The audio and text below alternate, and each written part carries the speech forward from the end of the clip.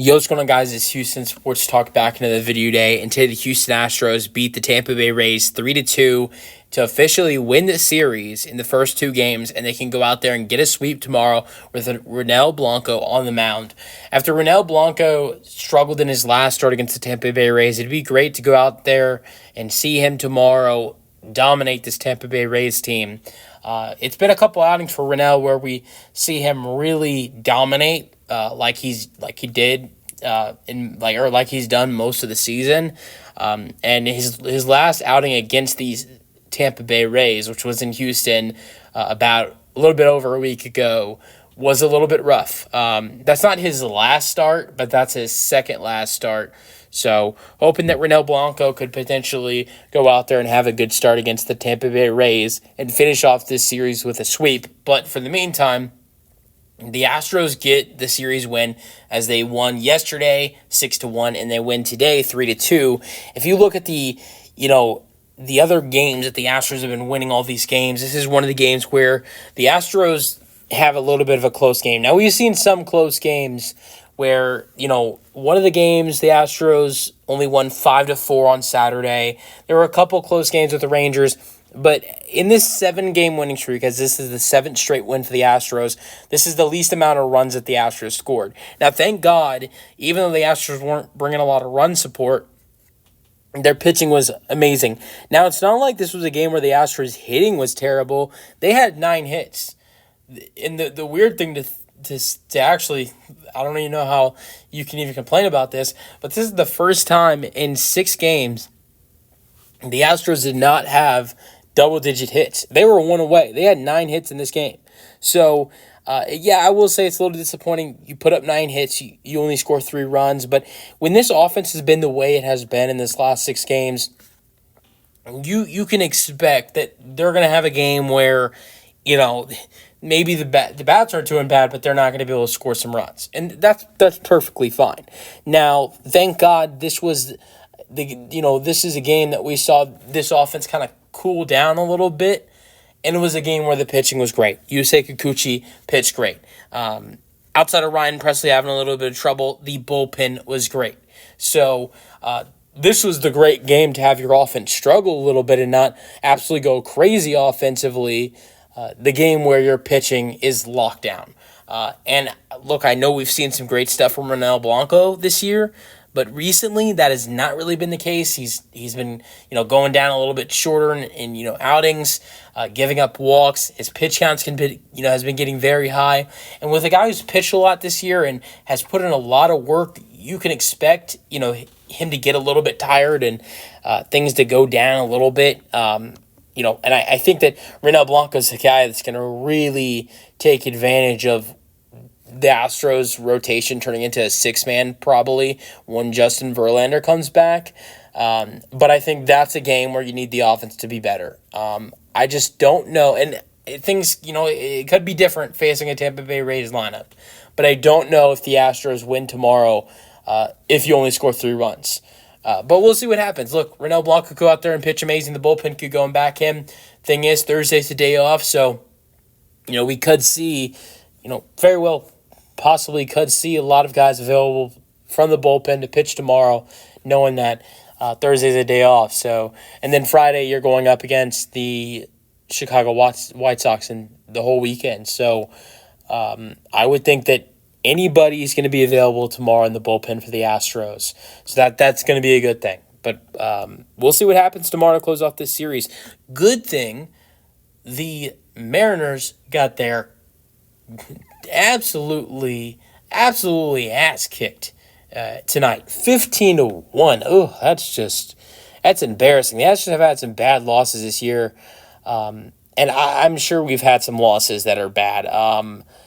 If I can think of a couple, I think there was a really bad loss to the Tigers where the Astros lost 13-5. There have been some brutal losses this year, but I don't think the Astros have had any losses like that this year where it's that bad. 15-1. Ugh. That's bad.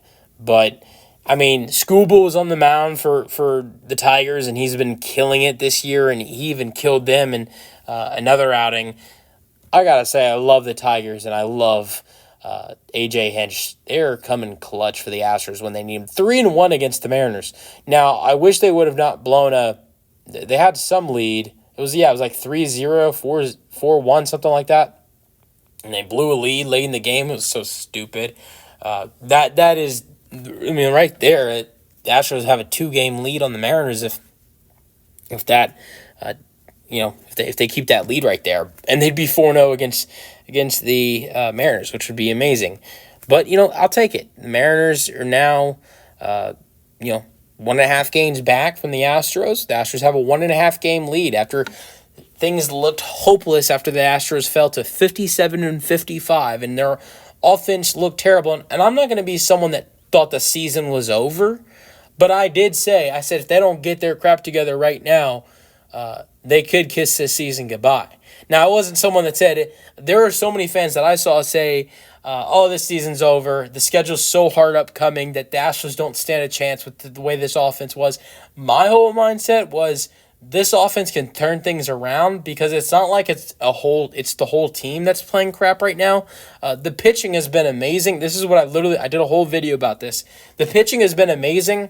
The offense is the only one that's been terrible. So if we see the offense pick up, the Astros can really win some ball games because then you'd have two sides absolutely dominating, and that's what has happened in these last 7 games. And I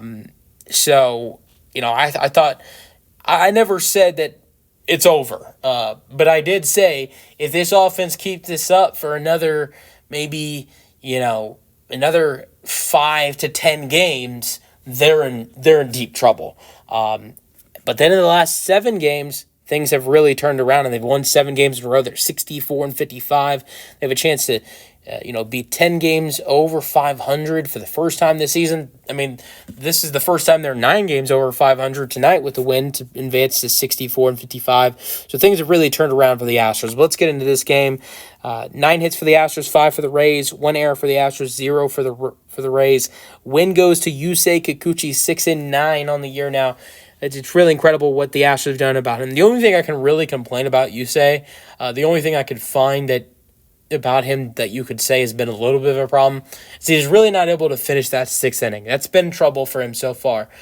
In his first outing at home against Tampa Bay, he went 5 2/3 and had some trouble getting out of the 6th inning cleanly. The Astros had to bring in Taylor Scott, and he gave up a couple walks in that inning. And then in the 6th inning against the Texas Rangers last week, he was doing great before this 6th inning, and then he gives up like a home run to Marcus Semien and a walk to Wyatt Langford, and the Astros take him out with only 1 out in the 6th inning.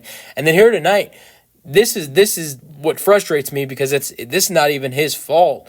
Like, you look at the 2 previous starts, these are that is his fault. He's given up walks, he's given up a home run, but he gets the first 2 outs of the 6th inning, and his pitch count's a little bit over 90. I think it was 91, 92, and fairly easy ground ball for Jose Altuve, which was the error for the Astros tonight, goes into the outfield, and the Astros decide not to keep Yusei Kikuchi in for that last out. It was a close game. That was a good call by Joe Espada, but that's a routine ground ball for Jose Altuve to give Yusei Kikuchi his first 6-inning outing as an Astro. Yes, he doesn't get that today. At least he does get the win, but very frustrating that he wasn't able to go out there and get his first 6-inning outing.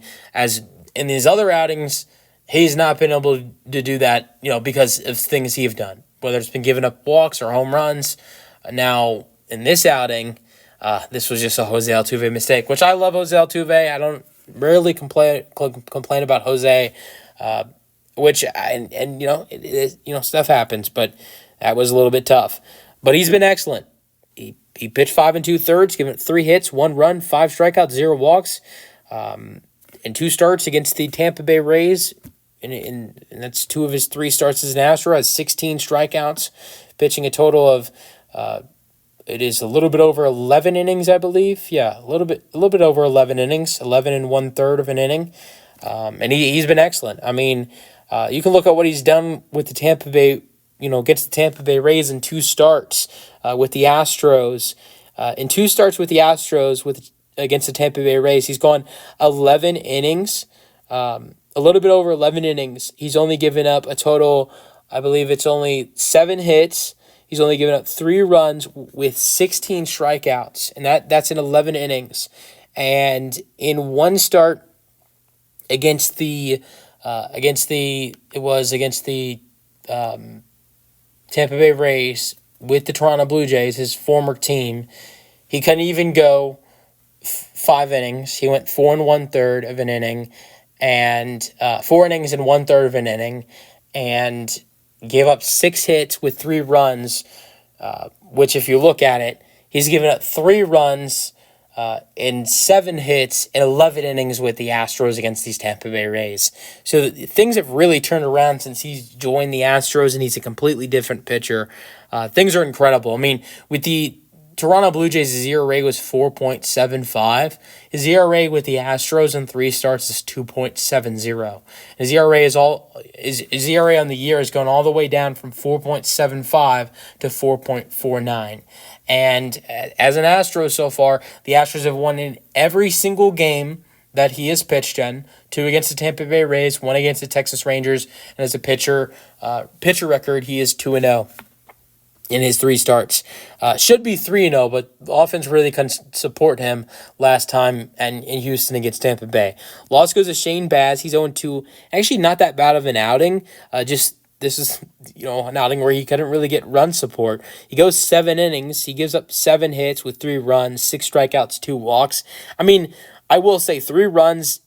To give up 3 runs and 7 hits, it's bad. But in of course, the 7 innings and only giving up 2 walks, pitching against the best offense in baseball right now, and getting 6 strikeouts against a team who doesn't strike often, and recently has not been striking out a lot. That is impressive if you ask me. And a guy who, young pitcher who has not pitched a lot this year, I'll take my hat off for Shane Baz. Good outing. Save goes to Josh Hader, his 26th of the year. He pitched the 9th, of course. He got a strikeout, didn't give up a hit or a walk. Great outing by Josh Hader. The Rays strike first as we go over the scoring summary. Josh Lowe with the RBI single to center. He continues to kill the Astros this year. Him and Brandon Lowe have both been crazy against the Astros this year. As Lowe, I want to call them brothers, but they're not brothers. Were both responsible for both RBIs for the Rays today. But then the Astros started scoring in the 3rd inning with a Yanner Diaz RBI single that scored Bregman. Alvarez to 3rd, it's 1-1. Then the 5th inning, the hottest player on the Astros right now, Alex Bregman, hits a 5th inning home run to left, 376 feet, it's 2-1.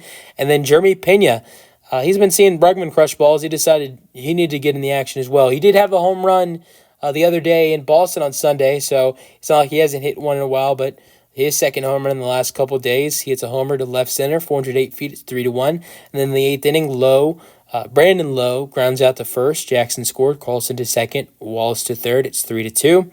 And the Astros get the win, 3-2. Jose Altuve went 0 for 5 today after having a great game yesterday. He went 2 for 5 the day before. He was 0 for 5 today.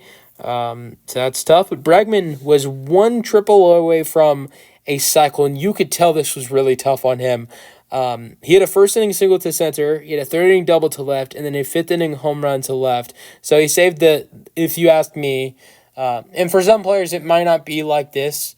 Maybe for LED Lake Cruz or some other players, this might be the opposite. But the triple, you could probably say for a lot of players, is the hardest part of the cycle. Some might say a home run is. But I think with some guys who are not as fast, which Bregman is fast, he could get a triple, but it's gonna take a good bounce or a good ricochet potentially to get him to third base for him to get that triple. So he was 1 triple away from a cycle, which would have been the 2nd cycle for the Houston Astros this season, and he had chances in his final 2 at bats, a line out to left, and a 9th inning strikeout swinging. And when he struck out in that 9th inning, it was he was trying to kill it. He swung at a pitch that was way outside, which I'm not mad about. I just thought it was funny. And after he strikes out, he was pissed. I don't know if it was because he decided he was gonna. It probably was because of both reasons. I don't know if the main reason he was so pissed was because he didn't get the cycle or because he was so mad at himself that he swung at such a terrible pitch. I bet it was probably both of those reasons, but I'm wondering which one he was more mad about. But Bregman had a great day, 3 for 5. He's been killing it for the Astros recently. Yordan Alvarez had a bad day today. Look, I wasn't. I'm not gonna lie. I love Yordan Alvarez, but I'm not surprised that this happened and that Yordan Alvarez did this today. When Yordan Alvarez has a streak of 5, maybe more games where he's absolutely killing it the way he has been, there's a game. You always see a game following when he's killing it where he starts to calm down a little bit. And he has a bad game or two. And wouldn't be surprised if Yordan Alvarez goes out there and struggles tomorrow. I don't think he will, but we've seen that from Yordan in the past, where he does struggle for a game or 2 or 3 after he's absolutely killing it for the Astros. And that's because I think we'll see the pitchers make changes facing him, make it a little bit harder to absolutely crush one. But, I mean, he did crush one, and I think Yordan might have had the biggest W of the day, crushing one and breaking the Jumbotron, or whatever you want to call it, the screen for the Tampa Bay Rays. I wonder if, there was someone that, I think it was Brian McTaggart or someone said, send the bill to Yordan. I wonder if Tampa Bay is actually going to make him pay for that. I mean, They could make him pay for that. I don't know if that's something they would do. I don't think so. Maybe, I don't know. I know if it was one of Tampa Bay's players, they probably wouldn't. But that's impressive. He's done that in Houston before, but not like that. He did that in Houston once, but it was just off the corner. It wasn't as impressive as that. That was incredible. Bregman had a great day. Pena had a great day. Yusei had a great day. Even Yanner Diaz was good today. But I think that might be the most impressive thing we saw from the Astros today, and it wasn't even in the game. So Yordan won off the field. Yordan won. I mean, it was on the field, but Yordan won. Yordan was the biggest winner out of everybody in both teams. So even though he went 0 for 3 with 2 strikeouts. All right, let's get to Yanner Diaz. He went 2 for 4. His first at-bat, he did strike out, and he did the same thing in his third, but a single to center to give the Astros a tie ball game in the third inning, and a 8th inning single to right caps off a 2-hit day for Yanner Diaz. And playing first base for the first time this year. Like seeing him in first base. Like to see that continuing to happen.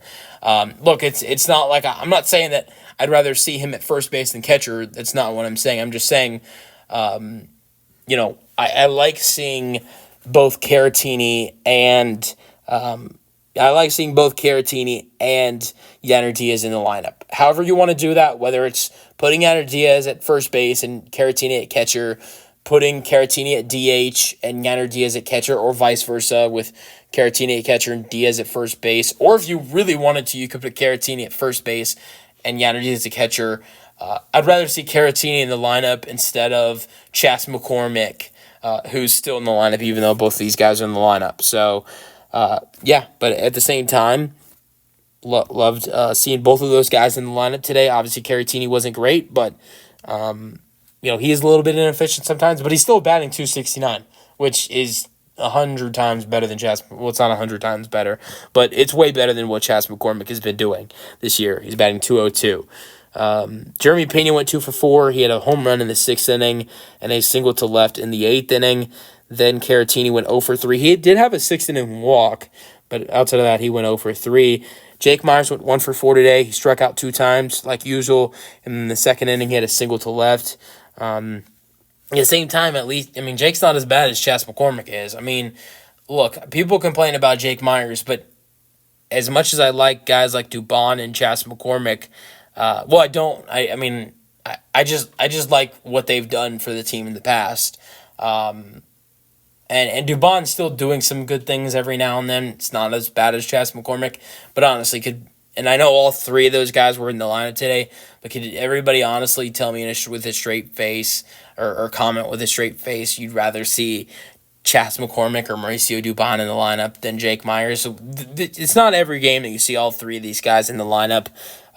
Joe decided not to have DeZenzo or John Singleton in the lineup today, which, I guess we'll see then tomorrow. We'll see. But Going to Astros pitching, already went over Yusei Kikuchi and Josh Hader to get to Brian Abreu and Ryan Presley. Abreu finished out it was the sixth inning for Yusei, and then pitched the seventh. Didn't give up a hit, or earned run, or a walk. Had two strikeouts. Presley would end up pitching in the eighth to give 2 hits, 1 earned run, 1 walk with 1 strikeout. He did get in some trouble, but he was able to get out of it. It took a while. 32 pitches for Presley. That's one of the highest of his career so far. So let me know your thoughts on the Astros getting the win 3-2 and getting their 7th straight win in a row. This is a win. It wasn't a pretty win, but maybe the Astros can go out there and do a little bit of a better job to close out this sweep tomorrow. Let me know your thoughts in the comment section, and peace out. Go Astros.